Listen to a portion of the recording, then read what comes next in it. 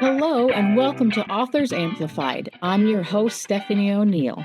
My show is a part of the Amplified Podcast Network, where ideas echo and voices resonate. With over 20 years at Christian Television Network, I've had the privilege of meeting countless talented and spiritual individuals, and it's too inspiring not to share. I'm just a girl who loves Jesus wholeheartedly. I'm eager to learn and grow, and I'd like you to join me on this journey. In each episode, I'll be speaking with Christian authors who will share their stories and insights about the books they've written. I'm thrilled to have you with us, so let's get started.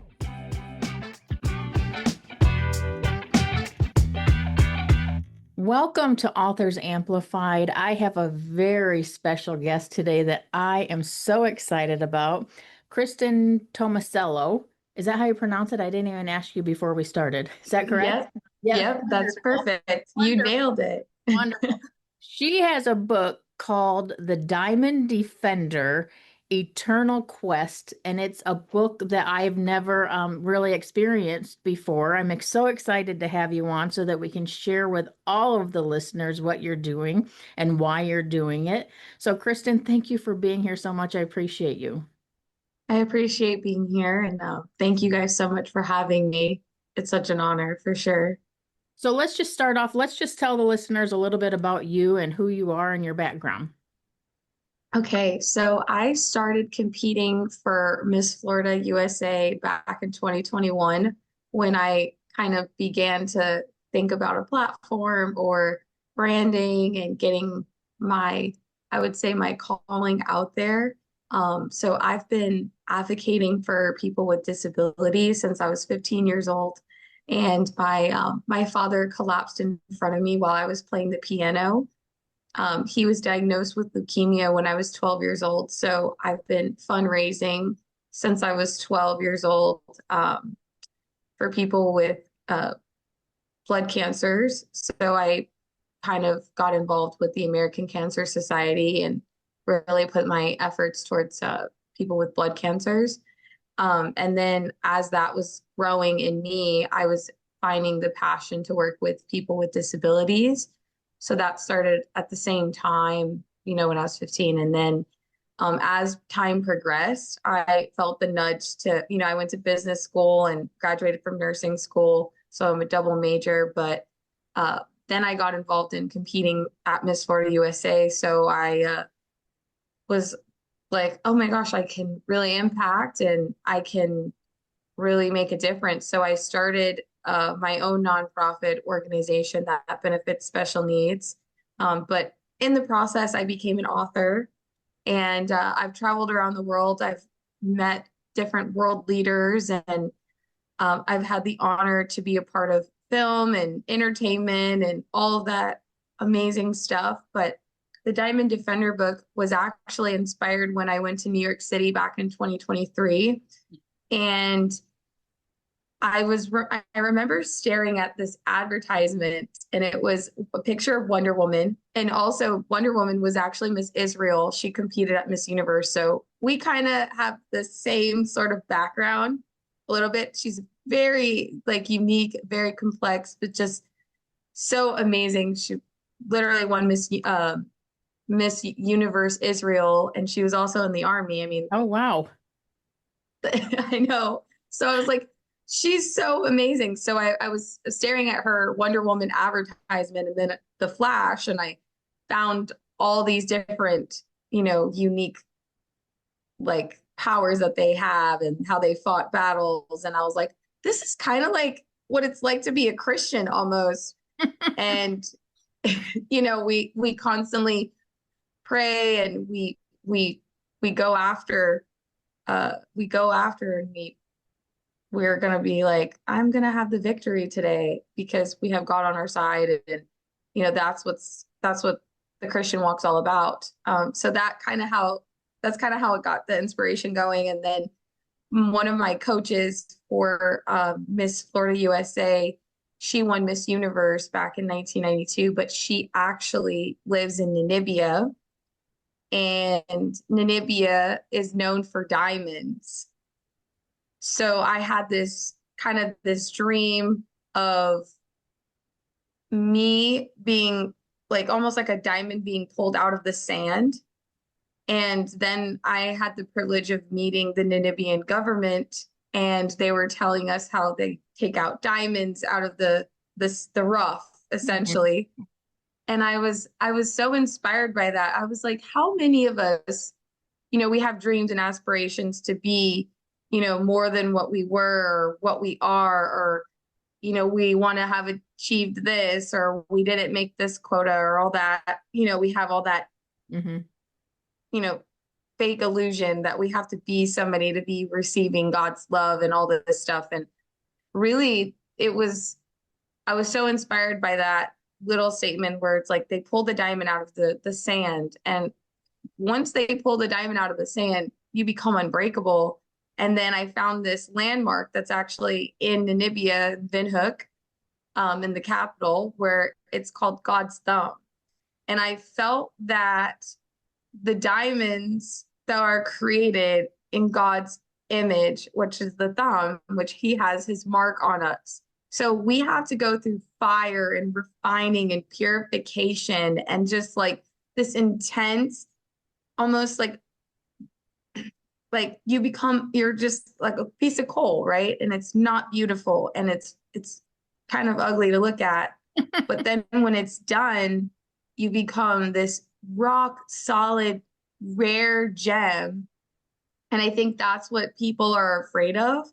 So basically, I kind of wrote my story in a sci-fi way, giving people a kind of a walkthrough of a testimony of my life story, but also incorporating that the compassion needs to run through us versus, woe is me, I'm Mhm. hurting, Mhm. when we're all hurting. Mhm. And I think we tend to forget that when we're walking through the storms.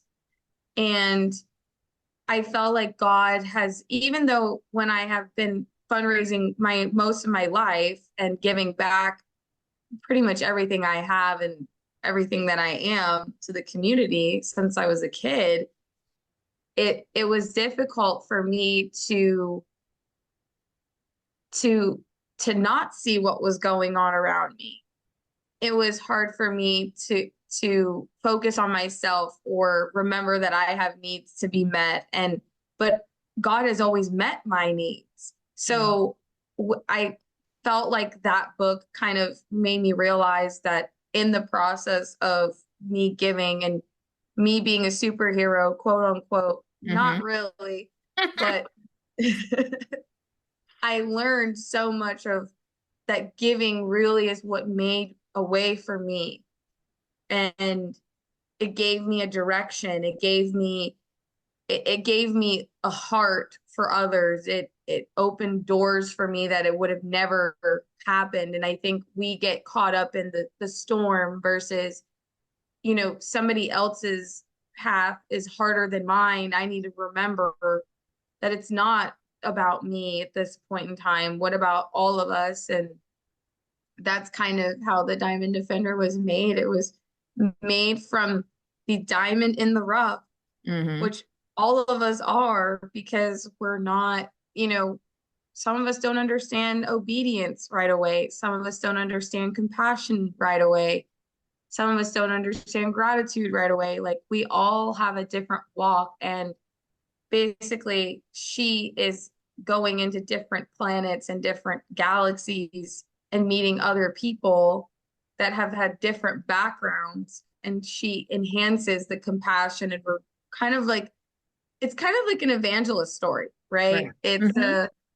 It's a in its own way Mhm. of reaching and preaching the gospel to people, but in such a unique way that is almost like demonstrating what the Bible teaches versus what society has made the church to be, Right. or or what we're so used to. I Right. think it needs to come from how Jesus was the greatest teacher of all time, and he's a teacher, a mentor, a guider. He's his guidance is the ultimate way. but in such a way that you don't have to be somebody else to receive that. And like one of the characters was was homeless, that basically Veronica, the Diamond Defender, goes and like uplifts somebody and reminds them that, you know, that you can help save your city. It's because of you that you can help save your city. Mm-hmm. You know, there was that war that was going on with that other character, and the city was burning down. And it's like we don't sometimes we don't realize our own true potential because we're so caught up in the fire of Yep. what the basically the process of the coal is, That's like, so true. to become a diamond. And I was like, that is so brilliant. God, that was such a great word from she was actually she's actually the art and minister. Oh yeah, I think she's the art and minister, or the culture art and culture minister, that said that to me. And I was like, you're my hero. You're my inspiration. You can tell that that all of this, they were God inspired thoughts. Amen. Thank you. So I'm wondering, were you into sci-fi before this, or was this totally Kind of. something brand new for you? I feel like I've always loved Captain America, and I've always loved, you know, the superhero stuff, but I was never into it. Like I'm not like I wouldn't consider myself a nerd. Yeah, I've always liked Star Wars, but this was new. yeah. It was It's kind of a new thing. it's very creative writing, and I'm wondering what challenges may have come from it because when you're reading it, you have the I don't know, the super religious or whatever who might look at this and think, "Oh gosh, no." But there's just so much to it and behind it. So were there challenges when you were writing it or when it came out? Yes. Yes. Because I overthought that process, where I Mhm. was like, is this too not biblical enough? Is this not um like, am I supposed to push this, God? Because I don't know if this is biblical enough. I'm not, you know, I'm not a preacher's kid. I Mhm. grew up, you know, in Lutz, Florida. I went, you know, my parents are business people. My dad was a business owner, so I've been in the secular realm my entire life. You know, family's been in entertainment, you know, New York, LA, travel the world with artists and all the things. And that's what I've been brought up in. But I have been also raised in my with my mom really being such a believer. Well, my parents both are, but my mom has always been like, we have to pray. We always have to pray. Mhm. And I've always had Christ in me. And I've always had that serious walk with Christ from when I was a kid. But I think when I was a teenager, I kind of got into the peer pressure and Mhm. of the world. And that's so many young kids that are like that, you know. Um, but one of the things that I've learned so much in the last 2 years of really just saying, that's it, I'm gonna follow. And this is really what's the outcome. Mhm. This book is part of it. Mhm. It's not a, I don't want to push the I'm, you know, I'm trying to preach, or I don't want people to feel it's, you know, it's too much of, Mhm. I want it to be this balanced relationship with God, that you should, you know, go to the gym and eat healthy and love your family, and love you, like love yourself in the process so you can love others more. You know, love God obviously is the most important thing, but the practical things that come from loving God in the most way is, I think, you know, just being balanced and Mhm. not being too ministry and too business and too family and too everything. It's like, you know, I'm not gonna go to McDonald's. I'm not allowed. You know, I can't. eat greasy food. I'm still on my restricted diet, but I'm now able to have 2,000 calories versus 1,500 Mhm. calories. So because I'm not competing anymore. Yeah. So it's just one of those things where I hope to be an inspiration to people to embrace the purification process, to embrace the fire and the heat.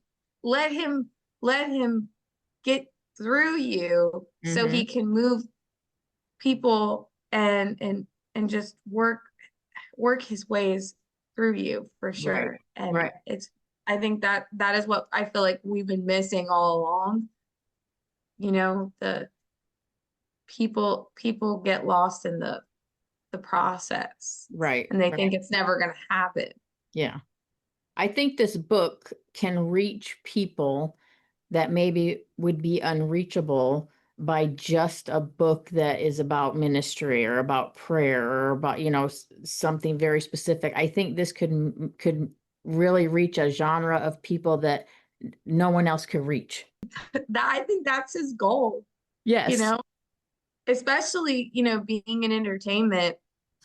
I mean, I know Muslims and, Christians, and I was raised Catholic. I'm Italian, and, we're all Catholic. So, Yeah.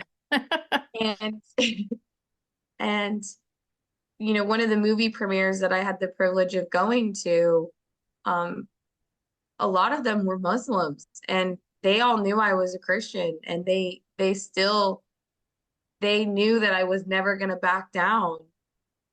They knew I was never going to back down. And I think that they showed me the respect that I was not expecting to receive. And I think that I also add that world perspective as well of, I was in a very Muslim dominated, I've been to two very Muslim dominated countries. And when I was there, it opened my eyes too to realize that they were celebrating Christmas as a commercial way, but they Right. still were saying Merry Christmas. Hmm. So I'm trying to bring that world perspective into this book of like there are people out there that are not, that they weren't raised Christian, but they need some sort of door because Sure.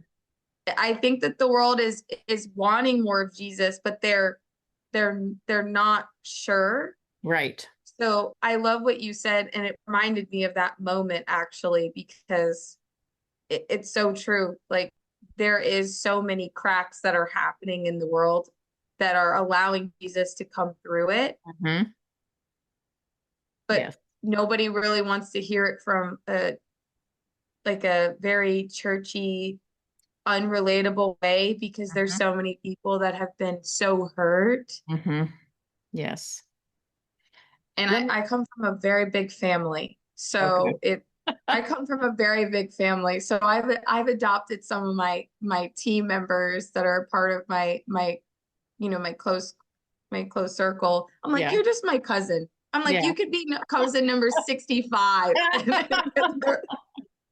Now, let me ask you a question on a little bit of a different trail. Say we have a young someone who the Lord has laid on their heart to write a book, and Mhm. they don't know where to start. They don't know what to do. Is there anything you would have done differently now that you know what you know that might help somebody else? I think if I were to do it all over again, I would do it the exact same way that I'm doing it Mm-hmm. and really get into Amazon KDP, really use their platform. It's free. The print author copy is absolutely amazing and it's very reasonable pricing. You don't have to worry about shipping, printing. It does everything for you. So I just encourage people to really talk about their refining moments, Mm, the hard moments, their perspective in life, because I think that everybody has a different point of view, right? yeah. And they have a different walk where I can't reach somebody in a certain area, but somebody else can. Right. And I think that's what's more important than there's a million books out there. Oh, I no one wants to hear my story. I think the humility comes from just I'm willing to do this, Lord. I need to get all my ideas out on paper and let the Lord bring the right people into your life. Mm-hmm. That's when it's going to start coming together because it's it's about just doing it and being obedient, and he's going to provide the people. Right. Like my book, my book was I met my friend in 2022 when I was competing for Miss South Florida and for Miss America. And I was like, I had this random book idea. And I first got my first book out, but then a couple of months later, I was like, I have this kind of random book idea. And then she was like, I love it. Mm-hmm. So I started to just watch the films of Wonder Woman, The Flash, and just kind of get some ideas. And then as time progressed, I got other inspiration from Namibia. I always say the name wrong of the country, and I always apologize to them.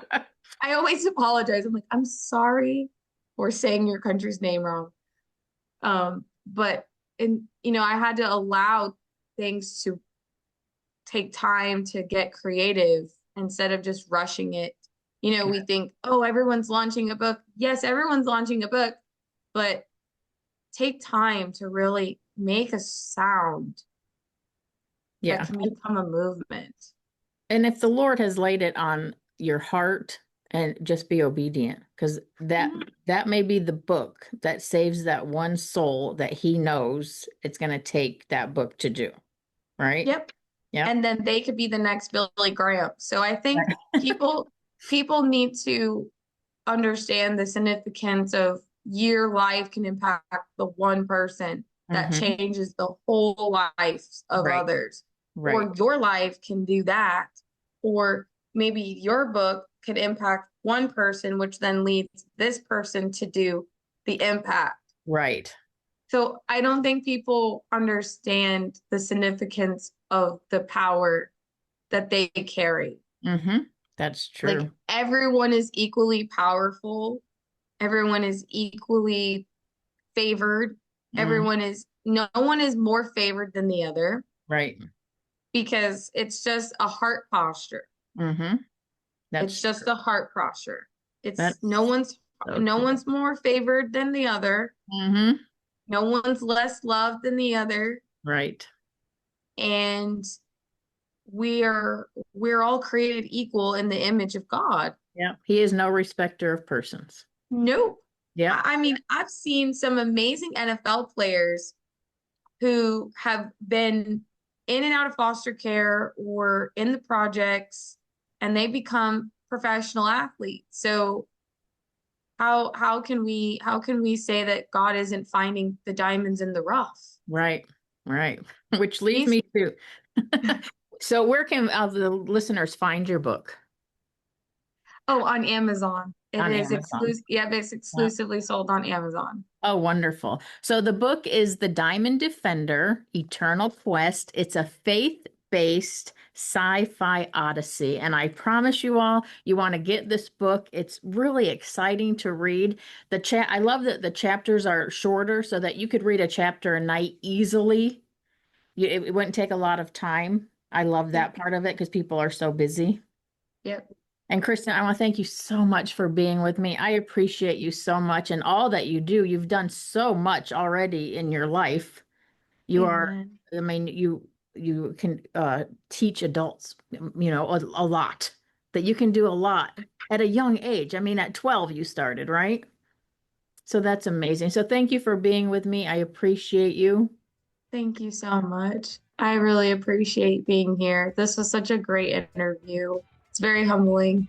And it kind of reminded me that I needed to ignite my own fire as well. Right. Well, thank you, Kristin. And thanks for tuning in to Authors Amplified. If you enjoyed this episode, share it with a friend and subscribe for more incredible authors next time.